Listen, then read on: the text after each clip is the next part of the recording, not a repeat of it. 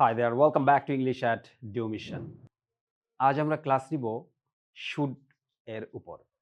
Should হচ্ছে একটা modal auxiliary, সেই শুডের ব্যবহার নিয়ে আজকে আমরা কথা বলবো। তাহলে চলো দেখে আসি কি আছে।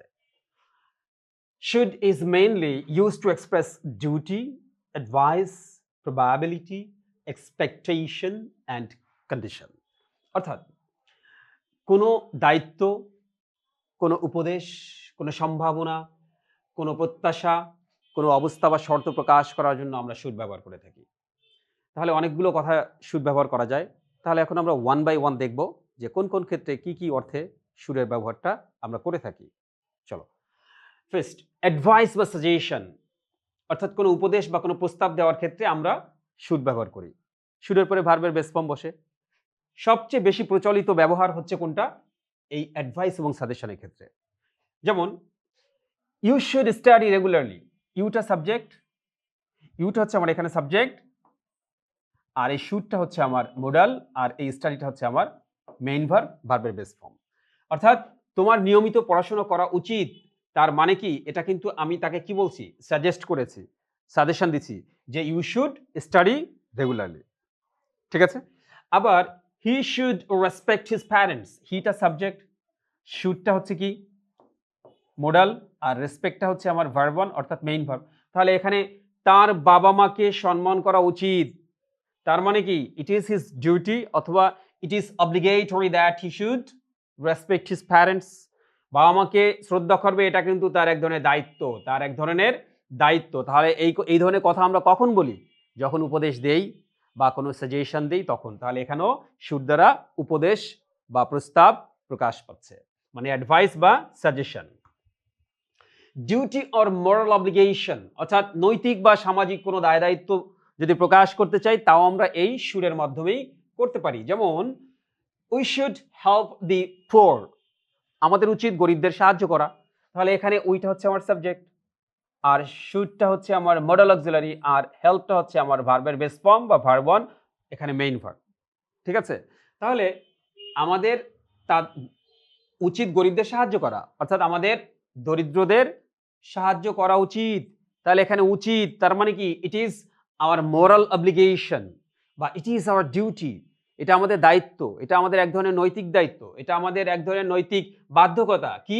যে গরিবদের সাহায্য করা। তাহলে এই ধরনের নৈতিকতা বা এই ধরনের নৈতিক বাধ্যকতা প্রকাশ করতে আমরা should plus verb one use করে থাকি।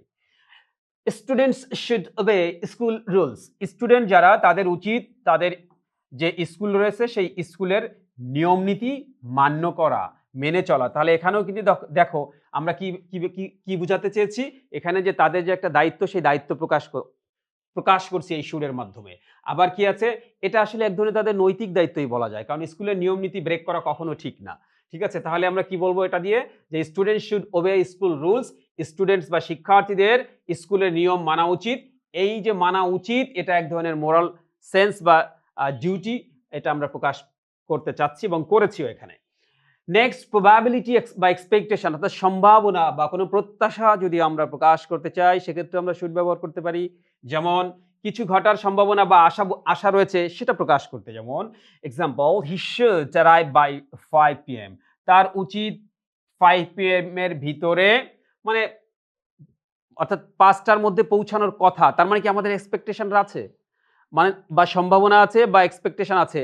কারণ এরকম হয়তো বা কোনো একটা এক্সপেরিয়েন্স আমাদের আগে আছে যে না, সে আমার 5টায় এখানে অনুষ্ঠান শুরু হয়ে যাবে, তাহলে অবশ্যই সে 5টার ভিতরে পৌঁছাবে। তার মানে কি এখানে আমাদের এক্সপেকটেশন বা আমাদের তার আসার সম্ভাবনাটা ওই 5টার মধ্যেই। তাহলে এই ধরনের সম্ভাবনা যদি আমরা প্রকাশ করতে চাই তাহলে আমরা শুড ব্যবহার করতে পারি। তাহলে he should arrive by 5 PM, সে 5টার মধ্যে এখানে পৌঁছানোর কথা। তার মানে কি এটা আমরা ধরে নিচ্ছি, এটা আমরা আশা করছি বা তার আসার সম্ভাবনা আছে। Again, the train should be on time, অর্থাৎ ট্রেনটা সময় মতো আসার কথা। তার মানে কি এটা আমাদের এক্সপেকটেশন যে ওর 10টার সময় আসে তাহলে 10টাই আসবে। আমাদের প্রত্যাশা, আমাদের এক্সপেকটেশন, এবং এটা প্রবাবিলিটি এবং স্ট্রং প্রবাবিলিটি, অর্থাৎ এই সম্ভাবনা যেন তেন না, মানে সবসময় 10টায় আসে তাহলে 10টাই আসার কথা। তাহলে এই সম্ভাবনা বা এই প্রত্যাশা আমরা এই প্রত্যাশা আমরা শুডের মাধ্যমে ব্যবহার করতে পারি। তাহলে শুড এখানে মোডাল, বি এখানে মেইন ভার্ব। ঠিক আছে? নেক্সট, পাস্ট অব্লিগেশন, অতীতের বাধ্যকতা প্রকাশ করতে। সেটা কিরকম? অতীতে কিছু করার কথা ছিল বা হওয়ার কথা ছিল, কিন্তু কোনো কারণে সেটা হয়নি বা করা যায়নি বা সম্ভব হয়নি। তার জন্য এক ধরনের অনুশোচনা, এক ধরনের অনুতপ্ত ভাব রয়েছে, সেটা আমরা প্রকাশ করতে চাই। তাহলে কিভাবে করব সেটা? should এর সাথে have প্লাস verb 3, তখন should have প্লাস verb 3 হবে। তখন should এরপরে have, তারপরে ভার্বের past participle।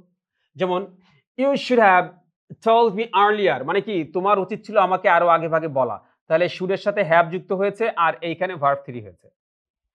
মানে কি you should have told me earlier, কিন্তু সে কিন্তু আমাকে বলেনি।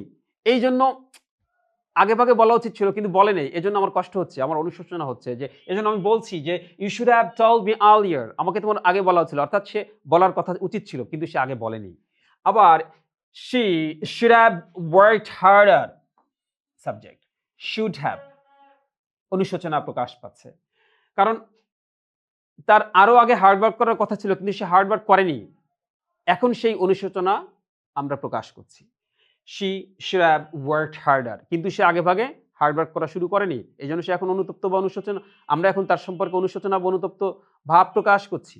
আবার কন্ডিশনাল সেন্টেন্সে ফর্মাল বা লেস কমন, এটা যদিও খুব একটা ব্যবহার খুব একটা নেই, তাও এটা আমরা অনেক জায়গায় ব্যবহার দেখে থাকি, ঠিক আছে? যেমন কন্ডিশনাল সেন্টেন্সে if plus should structure formal ইংলিশে এখনো ব্যবহার করা হয়ে থাকে। If you should need any help call me. এখন দেখো if you should need any help, এইখানে দেখো if you need any help, এটা কিন্তু হওয়ার কথা ছিল, কিন্তু আমি এখানে কি করেছি if you should need any help call me. তাহলে এইটা দ্বারা বেশি ফর্মালিটি প্রকাশ পাচ্ছে। কি প্রকাশ পাচ্ছে?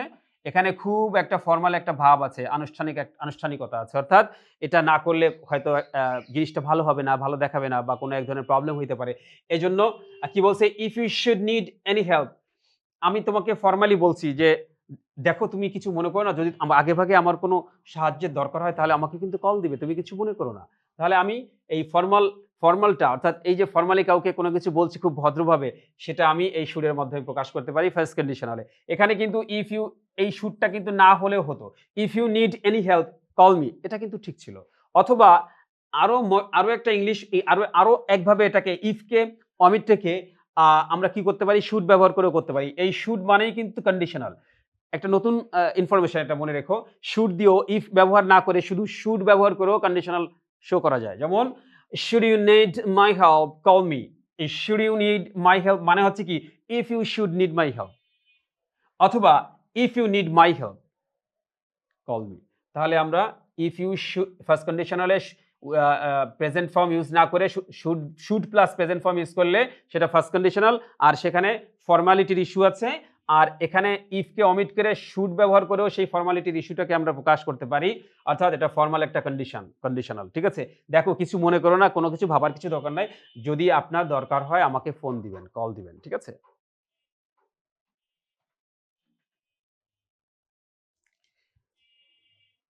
নেক্সট, আফটার লেস্ট, ভয় বা আশঙ্কা প্রকাশ করতে, ভয় বা আশঙ্কা প্রকাশ করতে আমরা লেস্টের পরে মাইট বা শুড ব্যবহার করি। যেমন work hard lest you should fail. Lest হচ্ছে একটা কনজাংশন, এটা কি করেছে? ওয়ার্ক হার্ডকে ইউ শুড ফেইলের সাথে অ্যাড করেছে। এখন এই লেস্টের পরে আমরা পিছে ভয় হয় বা ভয়ের কারণে আশঙ্কা আছে এই কথা প্রকাশ করতে আমরা সাবজেক্টের পরে লেস্টের পরে কি বসাই? লেস্টের পরে সাবজেক্ট, সাবজেক্টের পরে শুড বা মাইট, তারপরে ভার্বের বেস ফর্ম। এই ভার্ব ওয়ানটা হচ্ছে আমার প্রেজেন্ট মেইন ভার্ব আর শুডটা হচ্ছে এখানে আমার মোডাল। যে ভালো করে পড়ো, না হলে ফেল করতে হবে বা ফেল করতে পারো। ইন ডাইরেক্ট স্পিচ, ডাইরেক্ট স্পিচে যদি শুড থাকে আমরা সেই শুডটাকে চেঞ্জ করি না।